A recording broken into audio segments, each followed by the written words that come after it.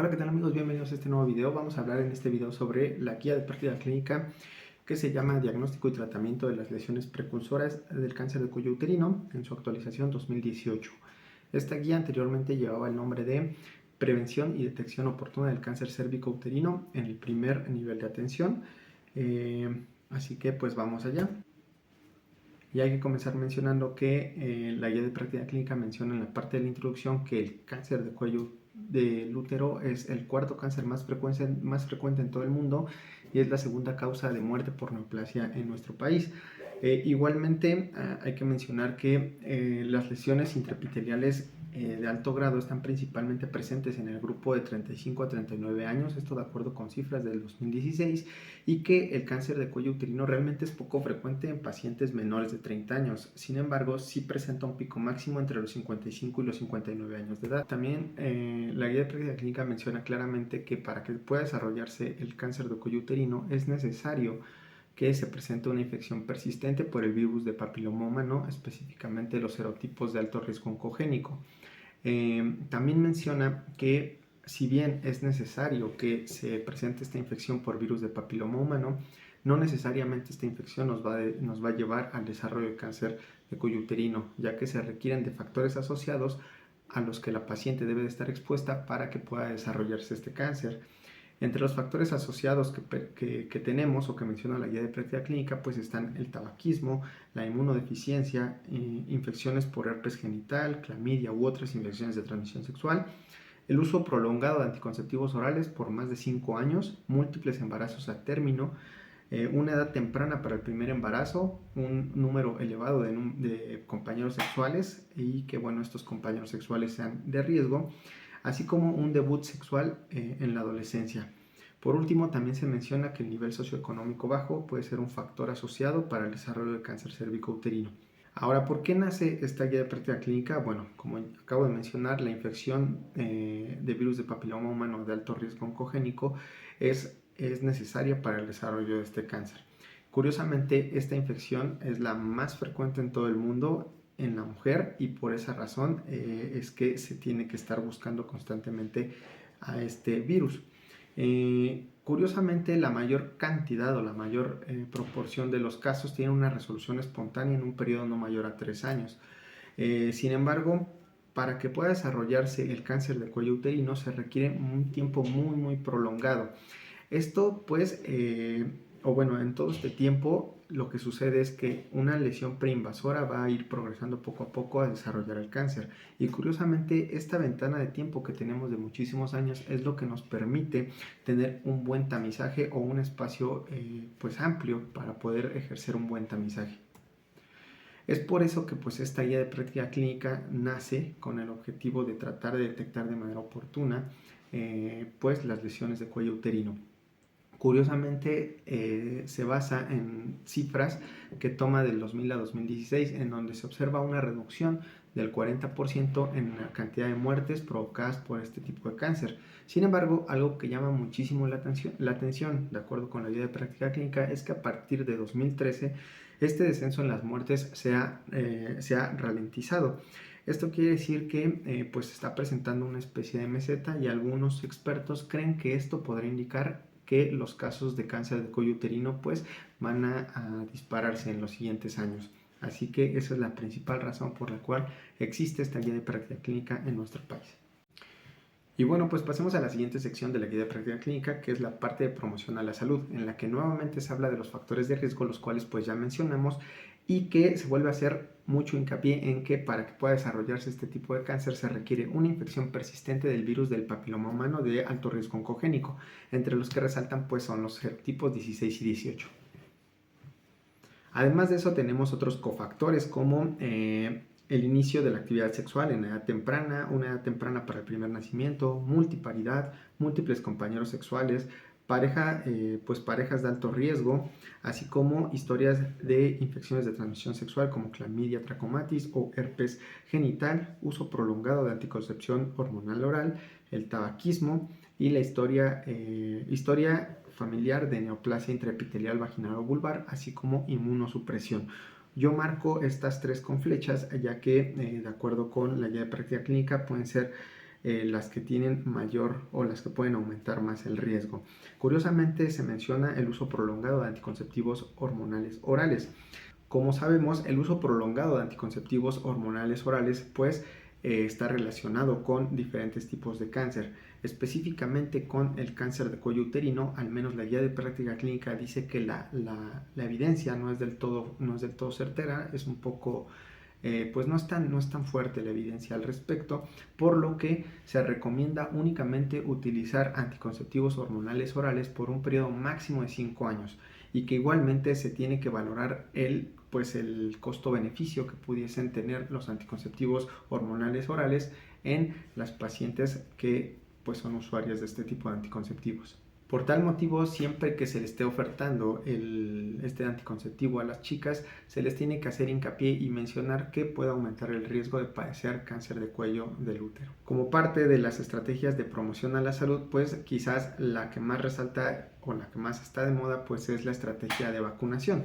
Básicamente para para prevenir al cáncer cervicouterino tenemos 3 estrategias diferentes: la vacunación, el tamizaje y la educación. La educación la vamos a dejar un poquito de lado porque pues sí tiene cierto impacto, sin embargo no tiene tanto impacto como la vacunación y el tamizaje. Por tal motivo, la guía de práctica clínica pues se enfoca muchísimo en estos 2 puntos. Así que hablemos un poquito de lo que es la vacunación, que bueno, la guía de práctica clínica menciona que tiene mayor efectividad antes de la exposición al virus. Por tal motivo, en la actualización del esquema de vacunación contra VPH, pues se recomienda que la vacunación se realice a los 11 años o cuando las niñas están cursando el 5.º año de primaria. Hay que recalcar que aquí en México tenemos 3 diferentes tipos de vacunas, esto de acuerdo con este compendio de la actualización del esquema, que son una bivalente, una tetravalente y una nonavalente. Cada una pues ejerce protección contra diferentes serotipos del virus, y hay que mencionar que la tetravalente y la nonavalente incluyen a los serotipos 6 y 11, que son los serotipos que están principalmente asociados con las lesiones genitales de tipo verrugas y este tipo de crecimientos o vegetaciones. Para la vacunación en nuestro país básicamente se sigue el mismo esquema que se tiene con la Organización Mundial de la Salud. En este esquema pues se menciona que las niñas deben de ser vacunadas entre los 9 y los 13 años de edad, y que cabe mencionar que tenemos esquemas de 2 y de 3 dosis. Generalmente el de 2 dosis se aplica pues a las niñas en edades entre 9 y 13 años, y el esquema de 3 dosis se aplica principalmente a personas inmunosuprimidas. Así que en el caso de los esquemas de 2 dosis en niñas menores de 15 años, las que reciban la primera dosis de vacunas de virus de papiloma humano pueden utilizar el régimen de 2 dosis si son menores de 15 años. Cuando se aplica este esquema de 2 dosis, el intervalo debe de ser de 6 meses, es decir, se aplica una y después de 6 meses se aplica la siguiente dosis. Si bien no existe un intervalo máximo entre estas 2 dosis, se sugiere que el intervalo de tiempo no sea mayor a los 12 o a los 15 meses. Igualmente, si el intervalo entre las dosis es de menos de 5 meses, la tercera dosis, en caso de aplicarse un esquema de 3 dosis, debe darse al menos 6 meses después de la primera dosis. Curiosamente, en las personas inmunosuprimidas, incluidas las personas que tienen VIH y las personas mayores de 15 años de edad, pues deben de recibir la vacuna y necesitan precisamente 3 dosis. Estas se van a aplicar en el 0 a 1 mes, y después a los 2 meses y posteriormente a los 6 meses, que básicamente es lo que se acaba de comentar. Es muy importante mencionar que vuelve a recalcarse esto de que las niñas se deben de vacunar entre los 9 y los 13 años de edad, con un esquema de 2 dosis con un intervalo de 6 meses. Se recomienda aplicar la vacuna nonavalente, ya que pues tiene un perfil de protección más amplio, pero pues es una vacuna de difícil acceso, pero por lo que sí no se cuenta con ese recurso, se puede aplicar la bivalente o la tetravalente. Si bien todas estas indicaciones son las que marca la guía de práctica clínica, pues la misma Organización Mundial de la Salud tiene una rutina de inmunización contra el virus de papiloma humano, que básicamente son estas recomendaciones que acabamos de mencionar, pero pues vamos a mencionarlas nuevamente. La Organización Mundial de la Salud recomienda como rutina de inmunización contra el virus de papiloma humano a aquella población de mujeres entre los 9 y los 14 años de edad que no han iniciado vida sexual activa, y se recomienda un esquema de 2 dosis para mujeres menores de 15 años. Si bien los estudios señalan que el rango de edad de 9 a 14 años es el que se recomienda, si se cuenta con el recurso se pueden aplicar estas vacunas incluso a personas mayores de 18 años. Si el intervalo entre las dosis es menor a 5 meses, se recomienda aplicar un esquema de 3 dosis, siempre y cuando la tercera dosis se reciba 6 meses después de la primera dosis. Es muy importante mencionar que no se requiere aplicar ningún tipo de tamizaje contra virus de papiloma humano ni contra VIH para aplicar la vacuna. Estos esquemas son recomendados y son aplicables para las vacunas bivalente, tetravalente y nonavalente. Las vacunas pueden ser coadministradas con otras vacunas, es decir, si te tienes que vacunar contra influenza, te puedes vacunar también contra virus de papiloma humano, siempre y cuando pues la aplicación sea en un sitio diferente, pero se pueden administrar al mismo tiempo. En cuanto a personas embarazadas, no se cuenta con todos los datos, por lo que pues no se recomienda aplicar a personas embarazadas. Y nuevamente nos repiten los esquemas para cada una de las vacunas. Recordemos, tenemos una vacuna bivalente, tetravalente y nonavalente. Así que los esquemas de salud o los esquemas de prevención son los siguientes. Vamos a repetirlos nuevamente. Para la vacuna bivalente, la pauta de vacunación es para adolescentes de 9 a 14 años e incluye 2 dosis. La segunda dosis debe ser administrada 6 meses después de la primera. A partir de los 15 años se recomienda un esquema de 3 dosis que va a ser al 0, 1 y a los 6 meses. Para la vacuna tetravalente, la pauta de vacunación es de los 9 a los 13 años en un esquema de 2 dosis. Se aplica a los 6 meses de la primera dosis. Para el caso de la vacuna nonavalente, el intervalo de edad es de 9 a 14 años y la vacunación debe de ser de 3 dosis. La primera dosis, luego a los 2 meses la segunda dosis y a los 6 meses una tercera dosis. Es muy importante mencionar que para las personas con inmunosupresión se recomienda aplicar siempre 3 dosis independientemente de la edad. Ahí menciona el dato de que en Estados Unidos se vacunan a las mujeres con VIH desde los 9 hasta los 26 años de edad con cualquiera de las vacunas que se tenga disponible. Y básicamente ese es el esquema que maneja la Organización Mundial de la Salud y que pues prácticamente la guía de práctica clínica lo retoma para aplicarlo aquí en nuestro país. Así que después de revisar todo este esquema, los tipos de vacunas que tenemos disponibles, pues ya nos vamos directamente a las recomendaciones que tiene la guía de práctica clínica, que pues es básicamente repetir lo mismo, y es que se recomienda aplicar una vacuna bivalente o tetravalente en 2 dosis en intervalos de 0 y 6 meses a todas las personas, a todas las mujeres que tienen entre 9 y 13 años.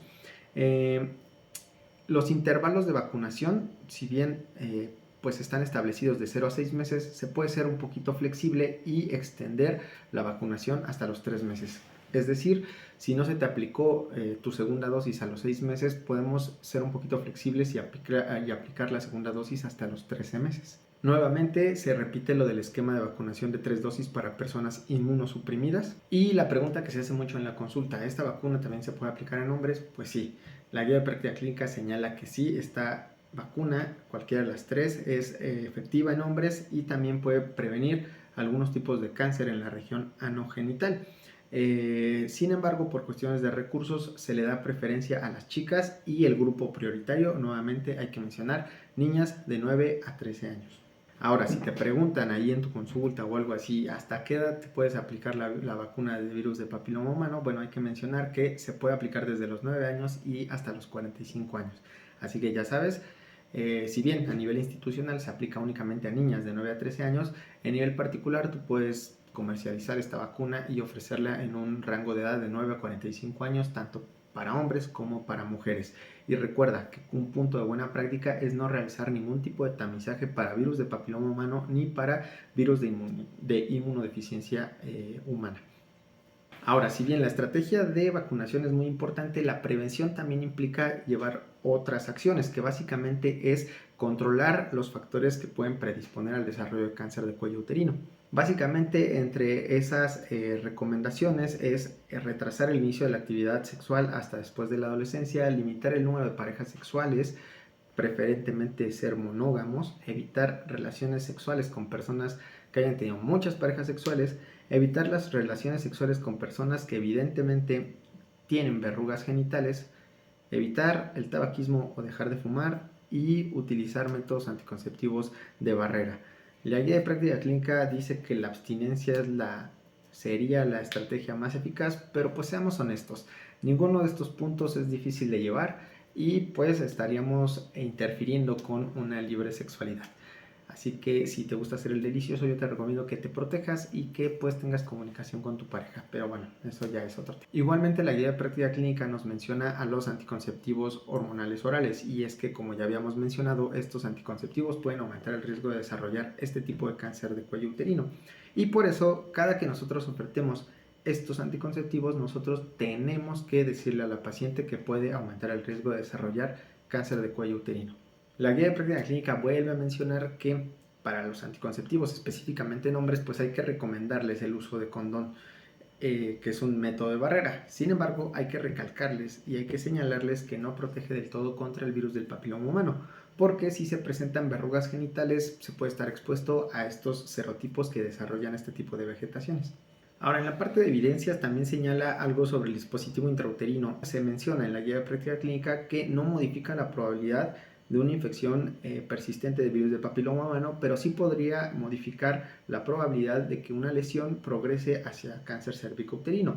Sin embargo, cuando son comunidades de difícil acceso o que no tienen pues tan fácilmente acceso a los tamizajes, se recomienda pues darle prioridad al uso del dispositivo intrauterino, ya que el beneficio del método anticonceptivo en sí podría ser más importante que el riesgo que pudiese producir el desarrollo o la progresión de una lesión hacia pues el cáncer de cuello uterino. Obviamente esto es porque la probabilidad de que esto suceda es muy baja, por eso se le da mayor beneficio al método anticonceptivo en sí que a un probable riesgo que pueda tener de desarrollar cáncer de cuello uterino. Y bueno, la siguiente estrategia es la educación. Antes de entrar al tamizaje, entremos a la parte de educación, y es que pues la guía de práctica clínica menciona que las intervenciones educativas basadas en teoría pueden aumentar la participación de las mujeres en los programas de detección de cáncer cervicouterino, y por eso se recomienda aplicar este tipo de estrategias para todas las mujeres. Igualmente, ya específicamente hablando un poquito del tamizaje, se recomienda que se le esté recordando constantemente a las mujeres la fecha para su próximo estudio. Esto con la finalidad de darles un seguimiento y poder detectar de manera oportuna cualquier tipo de lesión. Y hay algo muy curioso que menciona la guía de práctica clínica, y es que si las pacientes no están respondiendo a los recordatorios o no están acudiendo a sus consultas, pues podemos promover la autotoma. Y es que la autotoma, pues si bien no está realizada por un profesional de la salud, sí puede ofrecer mayor cobertura y de esta manera puede permitirnos detectar con mayor posibilidad pues lesiones precursoras de cáncer de cuello uterino. Y bueno, empecemos a hablar un poquito ya de lo que es la prevención secundaria, y vamos a empezar dando una ligera introducción que viene en la guía de práctica clínica sobre que el cáncer de cuello uterino pues se desarrolla principalmente en la zona de transformación. Esta zona de transformación en la que empieza a haber un cambio de epitelio escamoso hacia un epitelio columnar. Bueno, en esta región es en la que se presenta principalmente el desarrollo de lesiones que pueden llevar a cáncer de cuello uterino. Mencionar también que en esta sección nuevamente se vuelve a hacer hincapié en que la infección de virus de papiloma humano de alto riesgo oncogénico es necesaria, pero no es suficiente para el desarrollo de cáncer cervicouterino o de desarrollar cáncer de cuello uterino. Igualmente, se vuelve a mencionar que la mayor cantidad o la mayor proporción de las infecciones de virus de papiloma humano pues tienden a remitir en un periodo más o menos de 3 años, pero que el hecho de que sea la infección de transmisión sexual más frecuente en todo el mundo pues nos obliga a estar haciendo tamizajes constantemente. Y aquí es donde la guía de práctica clínica pues ya empieza a hablar de que el tamizaje pues ofrece protección para padecer cáncer de cuello uterino, y es que básicamente permite detectar lesiones a tiempo y tratarlas de manera oportuna. por lo que esta primera parte es sobre los grupos etarios en los que se debe de aplicar el tamizaje, y es muy importante mencionar que hay dos tipos de tamizajes: el tamizaje que únicamente está basado en citología cervical y el tamizaje que se complementa con la prueba molecular de detección de virus de papiloma humano de alto riesgo oncogénico, o mejor conocida como co-testing. Hay que mencionar que se debe de realizar al menos una vez en la vida un tamizaje para detección de lesiones, para la detección de cáncer de cuello uterino, y el grupo que se beneficia más es el grupo que se encuentra entre los 30 y los 49 años de edad. Hay que mencionar que las pacientes que se encuentran entre los 25 años y los 34 años de edad el estudio que se les debe de realizar es una citología cervical en base líquida. En caso de que no se cuente con el recurso, se puede hacer una citología cervical convencional, pero bueno, la guía de práctica clínica menciona que el de preferencia es la citología cervical en base líquida. Una vez pasando los 34 años, es decir, de los 35 hasta los 69 años, se recomienda realizar una prueba biomolecular de detección de virus de papiloma humano de alto riesgo oncogénico, y se prefiere realizar un co-testing, es decir, realizar esta prueba molecular junto con una citología cervical. Y aquí cabe recalcar que si bien la guía de práctica clínica como buena práctica menciona que la citología cervical se debe de aplicar entre los 25 y los 34 años de edad, y entonces ya posterior a ello ya realizar un co-testing o una citología cervical complementada con la prueba molecular, pues la guía de práctica clínica sí menciona que se recomienda la detección oportuna de virus de papiloma humano como prueba primaria para el tamizaje de cáncer cervicouterino en las mujeres que tengan más de 30 años. Entonces, lo que tenemos que saber es esto: si tiene más de 30 años nuestra paciente, nosotros debemos de entrar con la prueba molecular, a pesar de que, como punto buena práctica se menciona que se realiza el co-testing adelante de los 34 años. Pero bueno, hablemos ahora sí de los resultados del tamizaje y empecemos con la citología, únicamente la citología.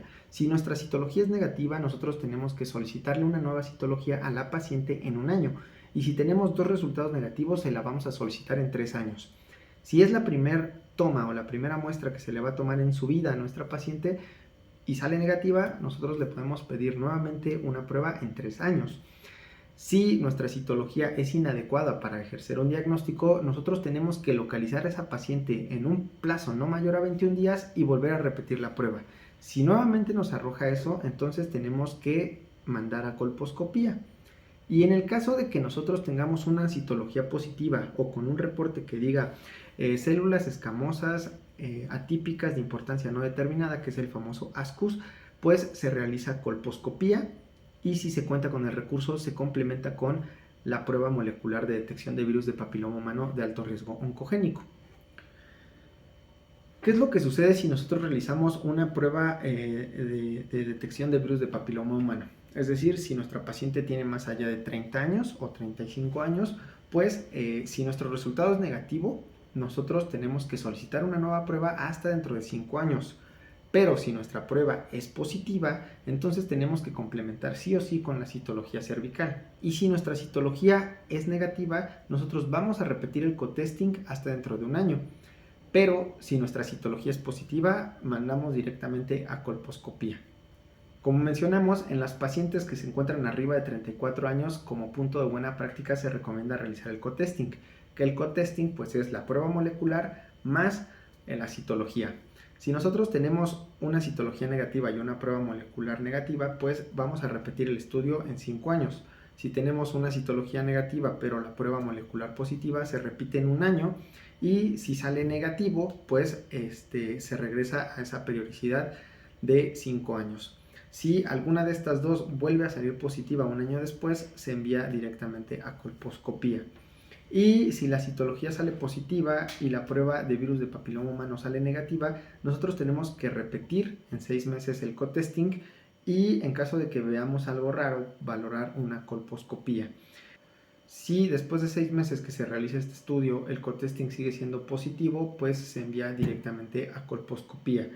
Y bueno, hay que mencionar que en personas o en pacientes que están embarazadas y que llegasen a presentar pues una lesión de tipo NIC1, se tiene que hacer una colposcopía. Sin embargo, se tiene que diferir esa colposcopía hasta 6 semanas después del parto.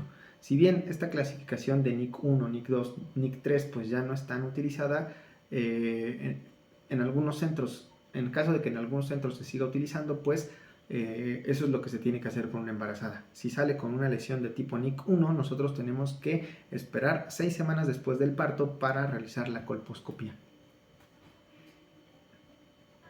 Y bueno, ya lo que sucede si nosotros detectamos una lesión pues escamosa intraepitelial de alto grado o un NIC2 o 3, pues tenemos que enviar directamente a colposcopía, y en el caso de que encontremos un carcinoma epidermoide invasivo o superficialmente invasivo, es decir, si encontramos cáncer, tenemos que mandar sí o sí a colposcopía y a un centro oncológico.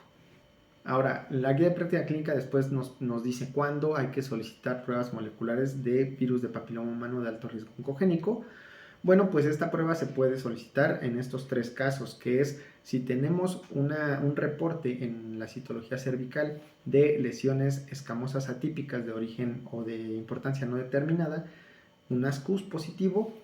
Igualmente, si le estamos dando seguimiento a la paciente porque fue reportada con un NIC3 o con una lesión escamosa intraepitelial de alto grado, o si hay ausencia de la correlación citocolposcópica ante una sospecha de una lesión escamosa intraepitelial de alto grado. Es decir, si nosotros vemos que los estudios no coinciden, pero en la colposcopía nos dicen que probablemente hay una lesión. En ese caso hay que hacer una prueba de virus de papiloma humano. En caso de que nosotros no contemos con este recurso, como puede ser en un lugar de alta marginidad, pues no se va a poder realizar una prueba de detección de virus de papiloma humano, por lo que solo en esos lugares se puede recomendar utilizar la inspección visual aplicando ácido acético para detectar este tipo de lesiones. Recordemos que el ácido acético lo que va a hacer es marcar o aclarar un poquito, es decir, como pintarlas un poquito de blanco, por así decirlo, a las lesiones que pudiesen ser precancerosas. Sin embargo, sí se ha demostrado que esta prueba no es tan efectiva y pues únicamente se utilizaría si no se tiene acceso a este tipo de pruebas. Y bueno, en caso de que nosotros sospechemos pues de algo malo o de una lesión que puede progresar, tenemos a los biomarcadores, que son los biomarcadores indicativos de progresión P16 y Ki67 o Ki67, que como sabemos son oncogenes, ¿no? Pero que sí se ha demostrado que una doble inmunotinción con estos biomarcadores tiene mayor sensibilidad para detectar lesiones tipo NIC2 o superiores, bueno, o sea, un NIC2 o un NIC3. Y esto debido a que cuando nosotros hablamos de virus de papiloma humano estamos hablando básicamente de 2 entidades. Una lesión escamosa intraepitelial de bajo grado, que es una infección viral productiva, y que aquí es donde entraría lo que nosotros llamábamos anteriormente NIC1, y la lesión escamosa intraepitelial de alto grado, que es una infección viral transformadora, y aquí podríamos englobar al NIC2 y al NIC3, aunque el NIC2 está un poquito ahí como que brincando. Pero bueno, como mencionaba, la guía de práctica clínica recomienda utilizar la técnica de inmunohistoquímica para detectar a los biomarcadores P16 y Ki67 como sustitución a la técnica de citología cervical, ya que puede aumentar la sensibilidad para detectar lesiones de alto grado. Entonces se sugiere que pues la inmunotinción se desarrolla a partir de citologías procesadas en base líquida. Ahora bueno, ya mencionamos los grupos de edades en los que se tiene que realizar el tamizaje de cáncer de cuello uterino, y recordemos nuevamente, se recomienda desde los 25 hasta los 69 años. El tamizaje se puede realizar únicamente con citología cervical en base líquida desde los 25 hasta los 30 o 34 años, dependiendo si tomamos el punto de buena práctica, y un co-testing desde los 34 y hasta los 69 años de edad. Ahora, ¿cuándo suspender el tamizaje? Bueno, se puede suspender si la paciente tiene una histerectomía total secundaria a un proceso benigno, y si esta paciente que se realizó esta histerectomía total tiene el antecedente de un NIC2 o más, entonces el tamizaje se tiene que continuar 1 a 2 años posterior al procedimiento y se debe de continuar hasta después de 20 años. Si la paciente se le detectó un NIC y este NIC no se extirpó de manera completa, el tamizaje se debe de continuar hasta los 65 años o 10 años después de la cirugía, lo que sea más tarde. Y si nuestra paciente ya tiene 69 años y tiene más de 3 citologías cervicales negativas o que sean consecutivas en un periodo de 10 años, pues entonces se suspende el tamizaje. Es decir, si nuestra paciente ya tiene 69 años y en esos últimos 10 años encontramos así una citología a sus 62 años y una citología a sus 66 años y una a sus 69 y las 3 son negativas, entonces se suspende el tamizaje. Si nuestra paciente tiene 69 años y tiene 2 pruebas moleculares negativas, pues entonces también se suspende el tamizaje siempre y cuando esas pruebas hayan sido en los últimos 10 años y la última prueba haya sido en los últimos 5 años. Que bueno, como sabemos, si el tamizaje para la prueba molecular, el primerito es negativo, forzosamente la siguiente se hará en 5 años. Así que si la siguiente es negativa y tu paciente ya tiene cerca de 69 años, se suspendería el tamizaje. Ahora bueno, hasta aquí únicamente hemos hablado de lo que es la citología cervical y como pues ya mencionamos, cualquier tipo de lesión que nosotros detectemos en la citología cervical o en el co-testing nos va a obligar forzosamente a realizar una colposcopía. Y es que cuando se detecta virus de papiloma humano, ya sea por una prueba molecular o porque se encontró o porque se encontraron células escamosas atípicas de importancia no determinada o el ASCUS, pues entonces se tiene que hacer sí o sí la colposcopía. Cada que nosotros realizamos este procedimiento tenemos que decirle a la paciente que existen diferentes complicaciones y las complicaciones de una colposcopía son el reflejo vagal grave o un sangrado abundante. Por tal manera, no se tiene que utilizar la colposcopía como una prueba de tamizaje, sino más bien como una prueba complementaria. Y esto se debe a que si nosotros realizamos colposcopías al por mayor y la utilizamos como un método de tamizaje, podemos aumentar la probabilidad de detectar falsos positivos. Ahora, en caso de que se detecte una lesión y se realice una colposcopía, la colposcopía puede ser complementada con una toma de biopsia que necesariamente tiene que ser mínimo pues 2 tomas o dos biopsias. Y esto se hace con la finalidad de que posteriormente se llegue al diagnóstico específico del tipo de lesión de la que se está sospechando. Y bueno, cuando nuestra paciente se está acercando poco a poco al climaterio, lo que empieza a suceder es que las características del cervix pues empiezan a cambiar un poco. Por tal motivo, si nuestra paciente se encuentra cercana a la menopausia, es decir, peri o posmenopáusica, pues se sugiere administrar un tratamiento con estrógenos conjugados. Se recomienda aplicar una tercera parte del aplicador de estrógenos conjugados de 0.625 todos los días por 2 meses y después de eso realizar una nueva citología cervical para obtener un mejor resultado. Recuerda que si nuestra paciente pues presenta un adenocarcinoma in situ o si tiene anormalidades en su embarazo o si es una mujer con inmunosupresiones, pues tiene que ser referida a un centro oncológico si se detecta algún tipo de lesión, ¿no? Igualmente, mujeres con enfermedad multifocal del tracto genital inferior también se tiene que referir al centro oncológico. Y bueno, pues ya hablando del tratamiento de las lesiones escamosas intraepiteliales de alto grado, pues hay que mencionar que tenemos diferentes alternativas: el cono con bisturí frío, la conización láser, la escisión con asa electroquirúrgica de la zona de transformación, la ablación con láser o la crioterapia. Y la guía de práctica clínica recomienda que para lesiones escamosas intraepiteliales de alto grado se recomienda el procedimiento escisional o ablativo. Que hay que mencionar que si nosotros detectamos un adenocarcinoma in situ, que es la lesión precursora a un adenocarcinoma endocervical invasivo, pues entonces se va a recomendar el cono con bisturí frío en la zona de transformación, y después de esto se tiene que confirmar con histología.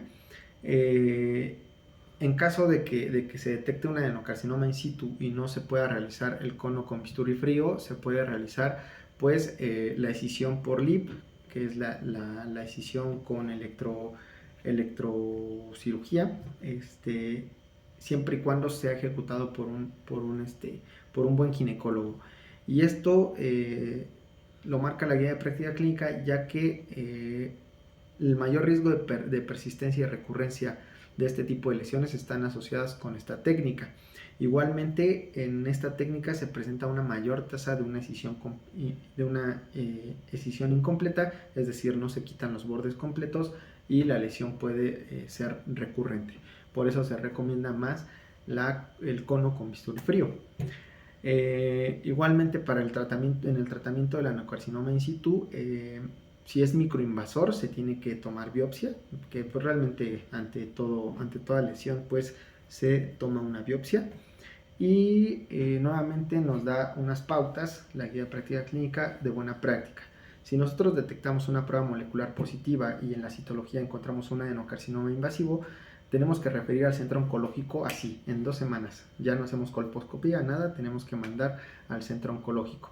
Si detectamos una prueba molecular positiva y nos reportan en la citología células glandulares endocervicales atípicas de importancia indeterminada, tenemos que volver a hacer la colposcopía, pero ahora con un ginecólogo que esté especializado en tumores malignos, o de plano mandar al oncólogo ginecólogo. Si tenemos una prueba molecular positiva y nos reportan células glandulares endocervicales atípicas de importancia indeterminada y nuestra colposcopía sale normal, realizamos un co-testing en 6 meses y se repite anualmente hasta obtener 2 pruebas negativas, 2 pruebas moleculares. Si tenemos una prueba molecular positiva y nuestra citología nos la reportan como anormal, nosotros tenemos que enviar a una colposcopía y considerar pues una escisión diagnóstica de la zona de transformación dependiendo de lo que se encuentra en la colposcopía. Y por último, si tenemos una prueba positiva y nos reportan células glandulares endocervicales atípicas de importancia indeterminada, tenemos que realizar toma de muestra endometrial o realizar una ecografía para examinar todo el tracto genital inferior, y esto lo tenemos que hacer antes de realizar la colposcopía con escisión diagnóstica. Esto pues con la finalidad de detectar alguna anormalidad en el tracto genital inferior. Ahora hay que mencionar que todo esto lo marca la guía de práctica clínica como puntos de buena práctica, así como que si nosotros detectamos un adenocarcinoma in situ, pues tenemos que mandar inmediatamente a oncología ginecológica, que bueno, pues realmente es sentido común. Si nosotros vemos algo que no está bien o nos encontramos con un reporte que es un adenocarcinoma, difícilmente alguien se lo va a querer quedar. Entonces lo vamos a mandar siempre al centro oncológico. Y bueno, ya hablemos del seguimiento, es decir, nosotros detectamos una lesión, un adenocarcinoma in situ y se le dio tratamiento, pues la guía de práctica clínica dice que no hay un tratamiento óptimo de seguimiento, pero recomienda que se le realicen pruebas moleculares a las pacientes a los 12 meses y si sale positivo se repita esa prueba a los 12 meses hasta que la lesión hasta que la prueba salga negativa. Ya regresamos al tamizaje habitual, pero eso es lo que marca como seguimiento. No hay un seguimiento establecido, pero eso es lo que recomienda la guía de práctica clínica. Y bueno, hasta aquí ha llegado este video. Los diagramas de flujo para el tamizaje vienen en la guía de práctica clínica. Los dejo en la presentación también, si la quieres descargar está aquí abajo. Y bueno, pues básicamente eso es todo de momento. Estamos atentos a tus dudas, a tus sugerencias. Si nosotros estamos interpretando la información de manera inadecuada, igualmente aceptamos tu retroalimentación. No te vayas sin suscribirte al canal, sin darle like al video, sin compartirlo si crees que le puede funcionar a alguien. Y pues yo me despido, soy el Dr. Carlos Martínez y nos estamos viendo en el siguiente video. Hasta luego.